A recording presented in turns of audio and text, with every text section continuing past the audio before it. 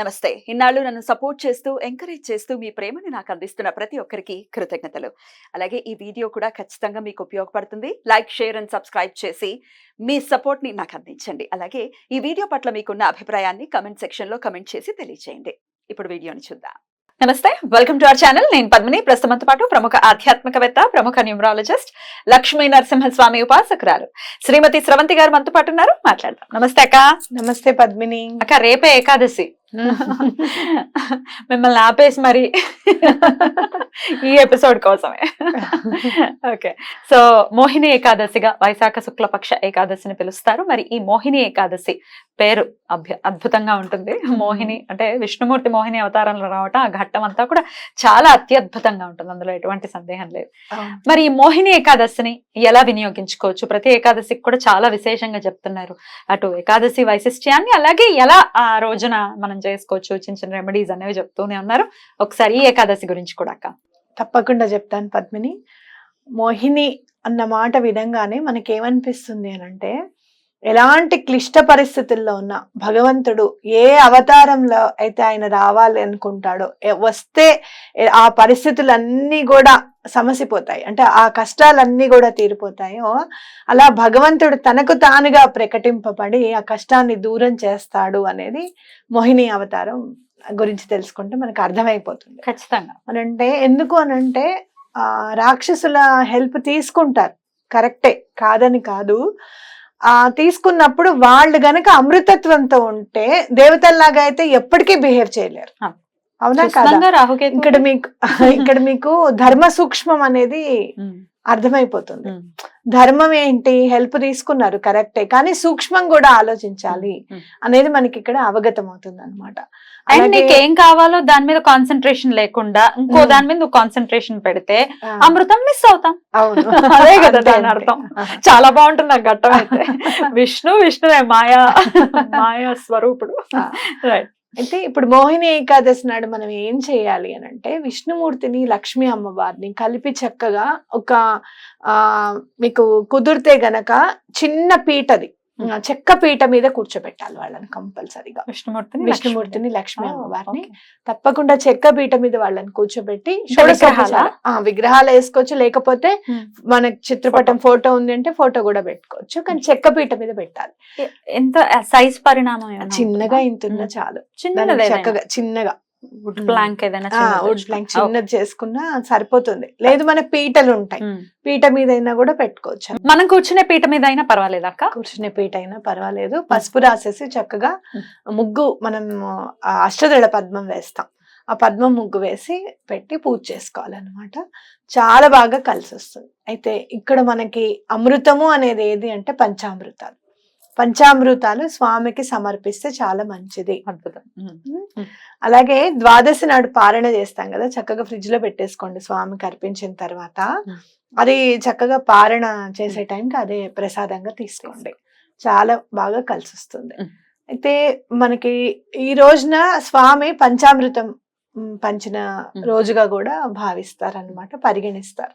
కాబట్టి అదే పంచామృతమే స్వామికి. మనం అమృతాన్ని అయితే ఎలాగో తీసుకురాలేం కాబట్టి స్వామి చక్కగా మనకి పంచామృతాలు అనేవి ఇచ్చారు కాబట్టి ఆ పంచామృతాలు స్వామికి సమర్పిస్తే చాలా మంచిది అనమాట. ఏదైనా వైష్ణవాలయంలో గనక తేనె కానివ్వు, పాలు కానివ్వు, పంచదార కానివ్వు, ఏదైనా వీటిల్లో ఏదైనా కొంచెం ఎక్కువగా పరిణామంలో గనక ఆవు పాలే శ్రేష్టం. ఇక్కడ దేశీ ఆవు పాలు మనం గనక వైష్ణవాలయంలో సమర్పిస్తే కూడా చాలా మంచిది. జీవితాలు అమృతమయంగా తీర్చిదిద్దబడతాయి అని ఖచ్చితంగా చెప్పుకోవచ్చు అనమాట. అద్భుతం అక్క. అలాగే దీపాలని కూడా విశేషంగా చెప్తూ ఉంటారు మీరు, ఏకాదశికి పెట్టుకోవాల్సినటువంటి దీపాలు. దానికి ఏమైనా ఈ ఏకాదశికి కూడా పెట్టుకోవచ్చు? ఏకాదశికి 11 దీపాలు వెలిగిస్తే చాలా మంచిది. ఇవాళ కూడా ఇంకో విశేషం కూడా చదివాను. సుబ్రహ్మణ్యేశ్వర స్వామి ప్రతిరూపంట మనం వెలిగించే జ్యోతి ఎప్పుడు కూడా. అందుకే కృతికా నక్షత్రం అగ్నికి సంబంధించింది అయి ఉంటుంది. అవును, ఆయన నక్షత్రం కాబట్టి ఆ జ్యోతి స్వరూపంగా మనం సుబ్రహ్మణ్యేశ్వర స్వామిని పూజించుకుంటే గనక చాలా మంచిది. అలా 11 దీపాలు స్వామికి వెలిగిస్తే ఏకాదశి నాడు ఎలాంటి కర్మలైనా కూడా, పూర్వజన్మ పాపాలైనా కూడా నశింప చేస్తుంది అని ఖచ్చితంగా చెప్పుకోవచ్చు. మీకు అలా 11 దీపాలు పెట్టే శక్తి లేదు మాకు అనుకుంటే గనక ఒక్క పిండి దీపం అయినా కూడా చేసుకోవచ్చు, మామూలు ప్రమిదలో అయినా 11 వత్తులు వేసి కూడా మనం స్వామికి సమర్పించవచ్చు. కాకపోతే దీపము అని అంటే నూనె దీపం కూడా పెట్టచ్చు. ఆవు నెయ్యి దీపమే కంపల్సరీ అని ఏమీ లేదు. నూనె శ్రేష్టంగా ఉండాలి. మీరు తెచ్చుకునేది ఏదైనా, ఆముదం తెచ్చినా అది ఒరిజినల్ దయ్యి ఉండాలన్నమాట. మామూలుగా మనం బయట దొరికేది కాకుండా నువ్వుల నూనె, గానుగ నువ్వుల నూనె తెచ్చుకుంటే చక్కగా 11 దీపాలు చక్కగా పెట్టుకోవచ్చు. మరి ఆదివారం కదా రేపు, నూనె వినియోగించొద్దు అని అంటారు. శనివారం నాడు మనము తెచ్చుకోకూడదు, తీసుకురాకూడదు. ఉన్న నూనె వాడుకుంటే తప్పేమీ లేదు. తలకి రాసుకోకూడదు.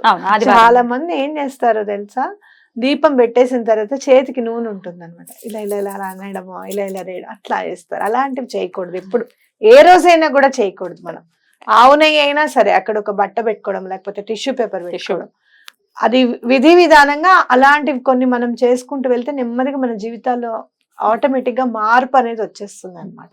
కాబట్టి అలా అనేది ప్లాన్ చేసుకోవాలి. ఇట్లా ఒంటికి రాసుకొని చేతికి రాసుకొని మళ్ళీ అదే పూజ చేసుకుంటాం కదా, అది కుదరదు. ఎప్పుడు కూడా అలా చేయకూడదు అనమాట. శ్రద్ధ అనేది చిన్న చిన్న విషయాల్లో బాగా కనిపిస్తుంటుంది. బాబా గారు శ్రద్ధ సబూరి అని చెప్పారు. అవును, చిన్న విషయాలే కదా అనుకుంటాం, కానీ డిసిప్లిన్ అనేది మనకి ఇన్కల్కేట్ అయిపోయింది అనుకో జీవిత విధానంలో, ఆటోమేటిక్ గా మనం మారిపోతుంది అనమాట. మన స్టేటస్ కూడా మారుతుంది తప్పకుండా. అయితే ఏ నామంతో స్వామిని రేపటి రోజున చక్కగా స్వామినే స్తుతిస్తూ ఉండటం చేసుకోవాలి అనుకుంటే ఏది చెప్తారు? మనకి పాట రూపంలో వస్తుంది చూడు పద్మిని, శ్రీకృష్ణ గోవింద హరే మురా హరే హే నాథ నారాయణ వాసుదేవా. నిజంగా ఇది ఎవరు ట్యూన్ చేశారో గానీ వాళ్ళకి మాత్రం శతకోటి వందనాలు.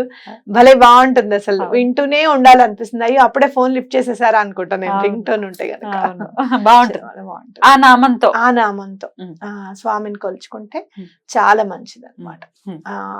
అంటే మీకు ఎలాంటి ప్రాబ్లమ్స్ ఉన్నా కూడా కృష్ణుడి నామం గనక తలుచుకుంటే ఆ ప్రాబ్లమ్స్ అన్ని కూడా క్లియర్ అయిపోతాయి అనమాట. కాబట్టి ఇది తప్పకుండా చదువుకోండి, చాలా బాగా కలిసి వస్తుంది. మోహిని ఏకాదశి దేవతలందరినీ రక్షించిన ఘట్టం అనమాట. అంటే అసలు రాక్షసుల్ని ఎలా అయితే ఆయనే చేయగలుగుతాడు. మన ఎనిమీస్ ఉన్నారనుకో, ఎలా మభ్యపెట్టాలి ఆయనే చూసుకుంటాడు. ఇంకా మనది కాదు, ఇంకా మనం కష్టపడ్డాము, అమృతాన్ని దక్కించుకున్నాము. సరే, అవతల వాళ్ళని ఎలా చేయాలి, ఎనిమీస్ ని ఎట్లా మనము డిఫీట్ చేయాలి, లేకపోతే వాళ్ళని ఎలా మభ్యపెట్టాలి, ఇదంతా కూడా భగవంతుడికి మనం సమర్పించినట్టే ఈ రోజున. కాబట్టి మోహిని ఏకాదశి నాడు ఆయన ఈ శత్రువులు మమ్మల్ని బాధిస్తున్నారు. అలాగే శత్రువు అంటే మనలో కూడా ఉంటారు శత్రువులు. ఈ 6 శత్రువులు ఉంటారు అనమాట.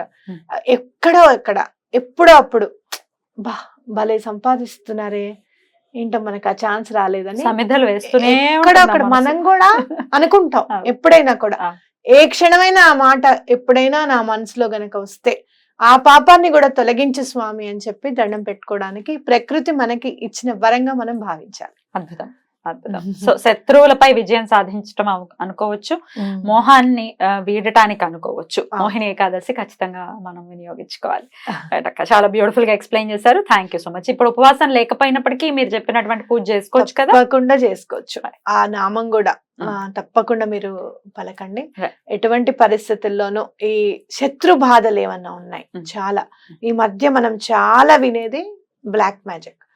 అసలు అలాంటి బాధలన్నీ కూడా పోవాలి, నెగటివ్ ఎనర్జీ అనేది మన ఇంట్లో ఉండకూడదు అని అనుకుంటే గనక మీరు ఎటువంటి పరిస్థితుల్లోనూ మోహిని ఏకాదశి నాడు విష్ణుమూర్తిని, అమ్మవారిని పూజించండి. రైట్. ఇక ఈ ఉపవాసం లేకపోయినా పర్లేదు, కానీ నాన్ వెజ్ అయితే విశేషంగా తింటూ ఉంటారు సండే.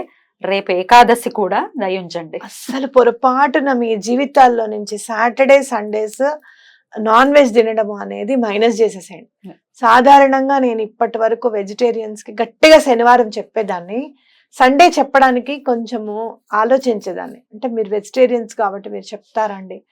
ఒక్కొక్కసారి ఎట్లా ఉంటుందంటే, ఇంటికి వస్తారు కదండి చుట్టాలు, వాళ్ళకి మేము గనక వండి పెట్టకపోతే అవమానించినట్టుగా కూడా ఫీల్ అవుతారు, అమర్యాదగా కూడా ఫీల్ అవుతారండి.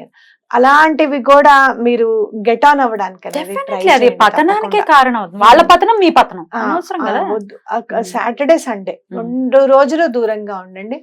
ఇంకెప్పుడు తినమంటారు అని అంటే గనక మీ ఇష్టం, ఎప్పుడు తినమని నేనైతే చెప్పలేను. ఎందుకంటే ఖచ్చితంగా ఈ రోజు తినచ్చా అని నేను అనలేను. ఒక్కొక్క రోజు ఒక్కొక్క భగవంతుడు నాకు గుర్తుకొస్తాడు. కానీ శనాద్వారాలు గనక మీరు దూరంగా ఉంటే గనక చాలా విశేష ఫలితాన్ని మీరు చూస్తారని ఖచ్చితంగా చెప్పుకోవచ్చు. గుర్తుంచుకోండి మరి. రైట్ అక్క, thank you so very much. నమస్తే. నమస్తే.